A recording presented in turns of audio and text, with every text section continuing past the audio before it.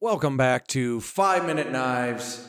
Today, we're going to be talking about a handy little fixed blade, the Jarose Field Merlin.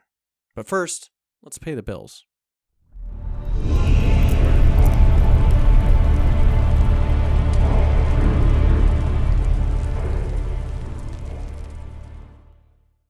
Welcome back, and we're going to be talking about the little Field Merlin. This is a really cool little knife sent in to me by a customer wanting a Kydex sheath, which I did whip up for him. This is the Kydex sheath I made for him. A lot of people have been ordering Hunter Orange sheaths from me. I'm not complaining. I think it looks great. This one's wearing a small tech lock because you may or may not have noticed this is a tiny little knife. It's got a 2.75-inch blade, 6.5 inches overall, hollow ground, 52100 carbon blade steel. Somebody teach me about that steel. My customer tells me it's a lot like D2. Black canvas micarta handle, leather sheath, water jet blade blanks. Everything else is done by hand. Okay, fair enough. Now, the customer sent this knife in to me because for the size of the knife, and I do think this is a very nice leather sheath, by the way. Not my thing. Not into leather. This is sharp. Ain't nothing wrong with it. But let's take the blade out. Boom. There she is.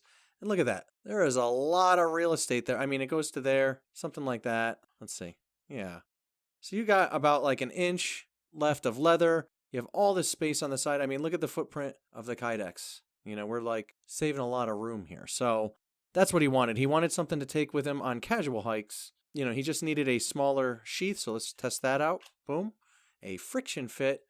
Much smaller. And although I do think this is a fine sheath, don't get me wrong, you know, this knife is retailing for $149 on JarosKnives.com, and you may recognize that name from the K-Bar Turok video I did. He designed that one. Pretty cool. I actually got to speak to the designer about this knife, and the reason being was, you know, sometimes when people send in knives to have a sheath made, we have to consider the finish and the very nature of Kydex in itself.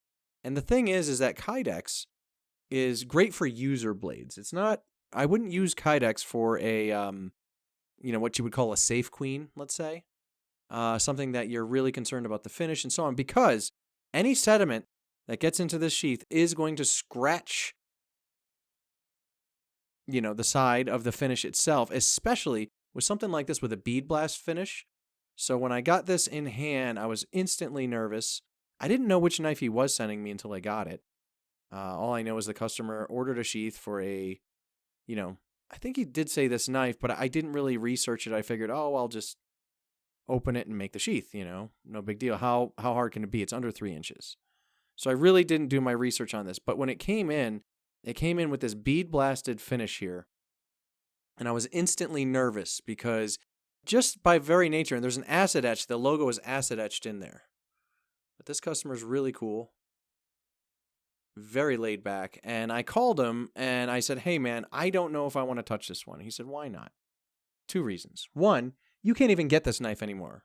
Not until July. He says there's more coming in July. So even if something did go wrong, I couldn't even replace this if I wanted to. 2, it's bead blasted and with an acid etched logo. Everybody that's had knives for a while knows that bead blasted finish comes off as soon as you look at it.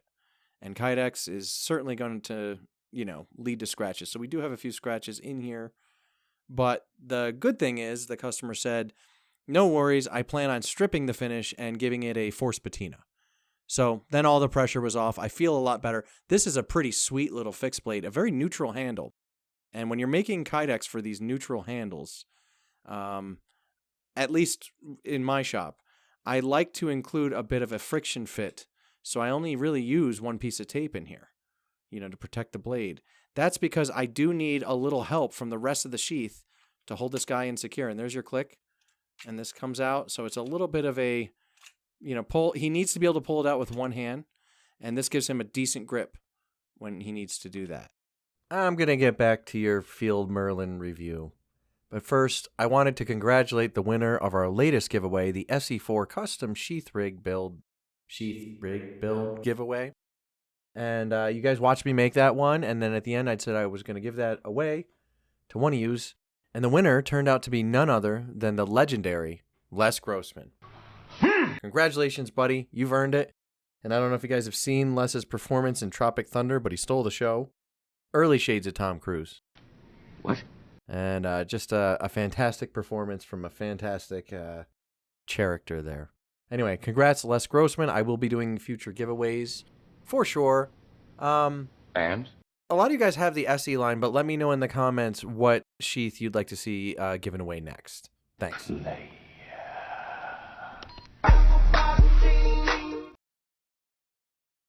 Also, if you guys ever order small tech locks, I don't normally deal in these, mess with them, but they're for smaller belts. So I immediately asked him, do you have a belt that would fit this tech lock? He laughed at me and said yes. So he had this all planned out. So it turns out he used to press Kydex, so he completely understood what was going on. Very laid back dude. And if you're watching, bud, I would just say that your next sheath, for being so cool about everything and just such a, supportive person. I believe this is the second or third sheath he's ordered from me. I would say your next sheath, let's call it you pay material and shipping, and that'll be a wrap. I'm not out here trying to make a killing off you guys, so if you're good to me, I'll try to be good to you in any way I can. So yeah, but I think that's a nice presentation now.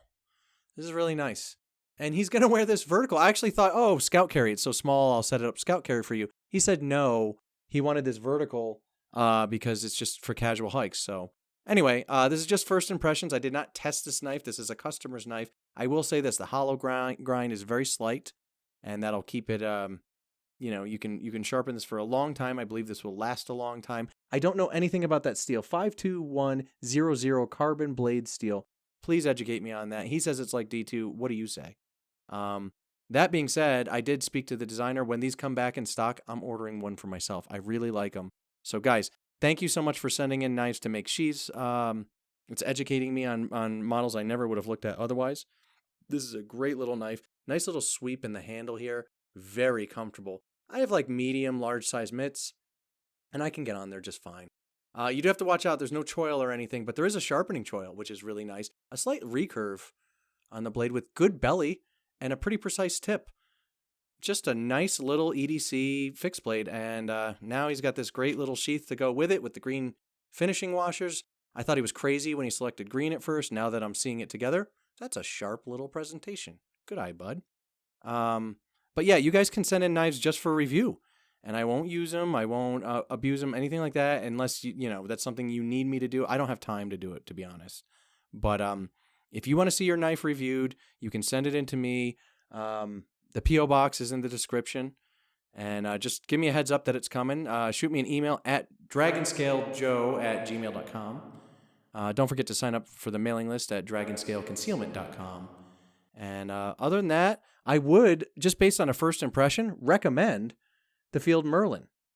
And I think it's really cool. If this is your thing and you just need a really tiny little fixed blade, you don't want to freak everybody out, you want something out of the way, under a shirt, boom.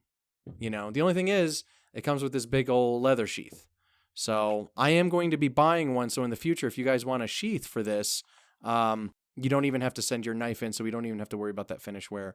I'm going to patina mine as well. I think that's the way to go. And also a tough cloth works really well.